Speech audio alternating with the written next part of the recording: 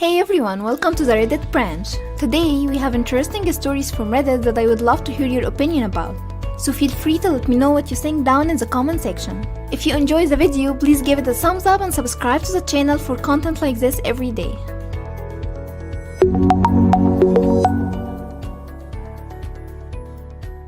First story, am I the a-hole for walking out after my in-laws responded to my pregnancy announcement? My issues with my in-laws are a bit more complicated than anything else I have ever dealt with. My sister-in-law has two daughters, 5 and 7. I used to babysit for her most of the time. She showed major signs of neglect and lack of love and care for the girls. The girls' dental care, hygiene care was neglected. Education was neglected too, and my sister-in-law spent little to no time with the girls. From the way they hugged me, I could tell they weren't getting enough affection and care. The girls are close to my husband, their uncle. He did all he could to help his sister, but he was criticized for being worried about the girls.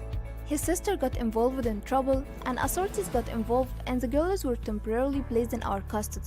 My husband wanted to adopt them after his sister was no longer able to care for the girls. My in-laws declined and suggested that we all take turns in caring for the girls and that they belong to their mother. We ended up adopting them. It was an exhausting process, emotionally, physically, financially draining. My in-laws were mad and called my husband a bad brother, accused him of awful things, called him a thief, and said that we went after the girls because we cannot have children on our own. We went low contact for over a year, then we made amends. Mother-in-law loves her grandkids and wants to be in their life. Everyone has so far been respectful to me and my husband. His older sister threw comments, but I ignored her. I'm currently pregnant and my husband was thrilled to tell his family. We were invited for dinner. We made the announcement at the dinner table. My older sister-in-law smirked and said, "Great," then asked when me and my husband are going to give the girls back to their mom now that we will be having kids on our own, since this was the reason we took the girls in the first place. Said that I will be very busy with my biological to care for my nieces.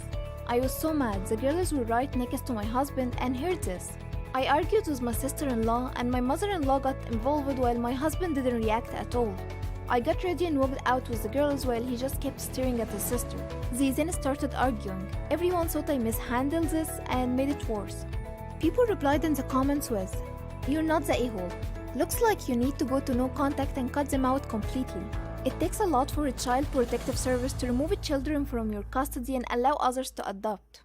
The sister-in-law had to be really negligent or showed wanton disregard for the children's well-being. Anyone who supports the sister-in-law needs to be cut out in order to protect the children. You sound like an outstanding auntie. You're not the a-hole. 1. If you adopted the girls, they are not your nieces, they are your daughters. Get that straight. Adopting relatives is incredibly difficult, so for the court to agree to it, the biological parents had to be really messed up. 2. You need to change how you talk about them around the family if you continue to talk to them at all. They are your daughters in the exact same way that the child you're carrying now is. If they cannot accept this, then go low to no contact. I'm hung up on this because I am adopted, and it would suck to have my parents say I'm not the same as my brother who is biologically theirs. 3. If they're going to act like this, it may be time for a timeout from this family. They do not get to treat you all like this because someone else messed up. You're not the a-hole. What an awful scenario.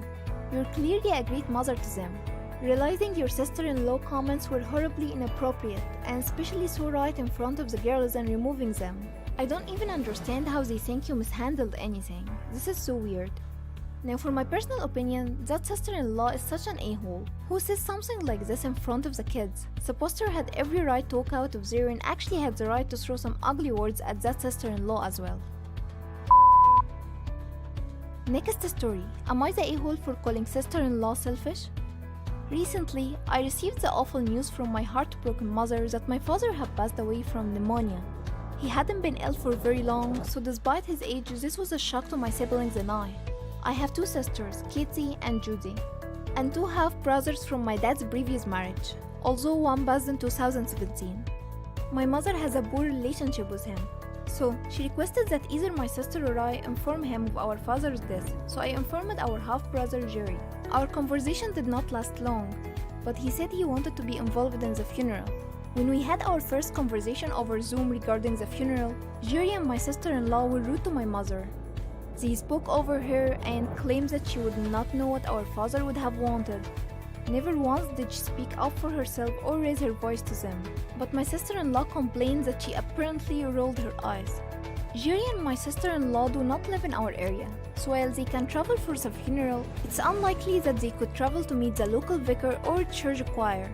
So Kathy gives them a list of things that they could do from home to make the process easier for everyone, but they had an excuse to why they couldn't do anything, she said.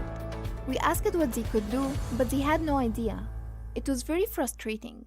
We had another call where we discussed who would be invited. My sister-in-law was adamant that we must hire her nephew as a photographer to help his portfolio. But as COVID restrictions limit attendees, we said that we did not want to prioritize a photographer over a family member or friend. My sister-in-law snapped at us and told us that we were inconsiderate of her. As she had been married to Jerry for so long, he was basically a father to him too. We explained that we were not trying to invalidate her feelings, but a photographer would not be necessary. My sister-in-law then complained about how she would not have any good quality images to post on Facebook if we did not have a photographer, as her phone camera is awful, and that we were taking a job opportunity from her nephew. For me, that was the final.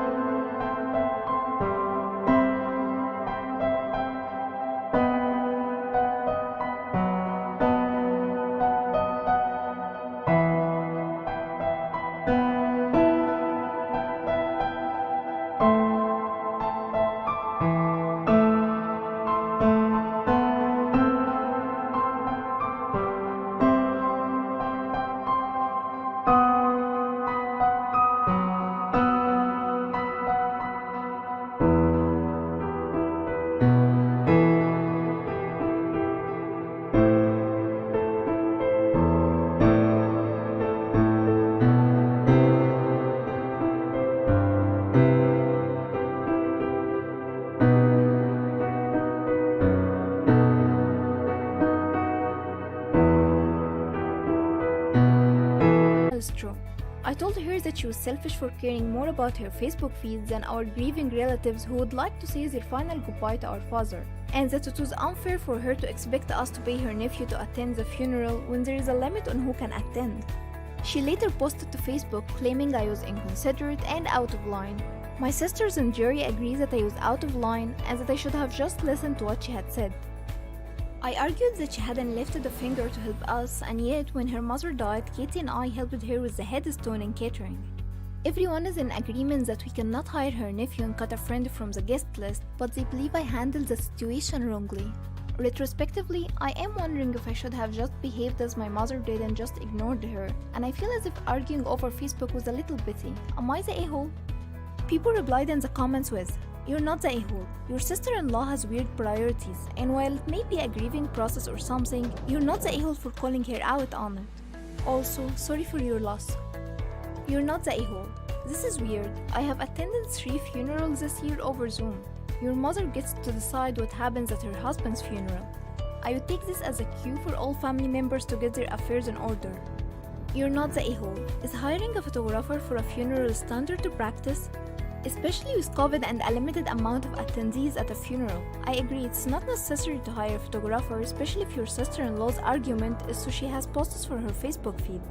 Now for my personal opinion, the poster is not the a-hole. That sister-in-law is super entitled. There is nothing wrong with wanting to have high-quality social media feed, but that was pure rudeness, and she needs to check herself. The poster did well.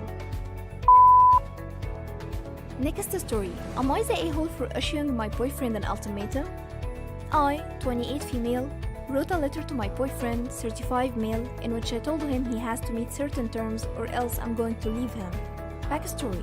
He's a single dad. We dated for a year before I moved in. Kiddo is 14 male. 50% was us, 50% was mom. While we were dating, I mentioned a few times that he drank quite a bit, 6-pack or more nightly.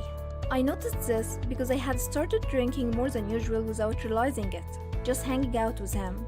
He made some excuses and it wasn't a problem at this time. We did a dry July together. I thought everything was under control, but after I moved in, I realized how much he was really drinking and how it affected his life.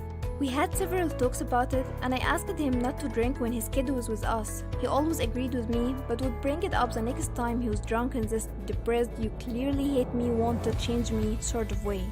He gradually morphed from that to getting angry about it. I realize now that I walked past a bunch of red flags, but at the time with COVID having just started, I attributed it to stress, anxiety about the pandemic.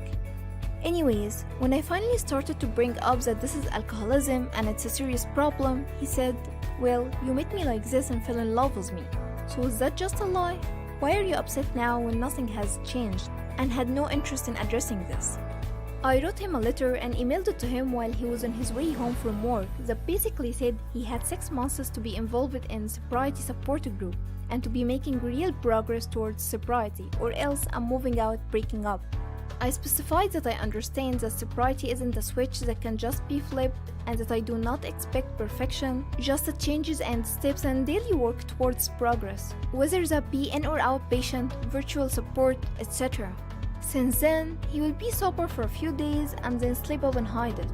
He goes out to drink on the side of the house where no one will see him, hides empties, drinks in his truck, etc.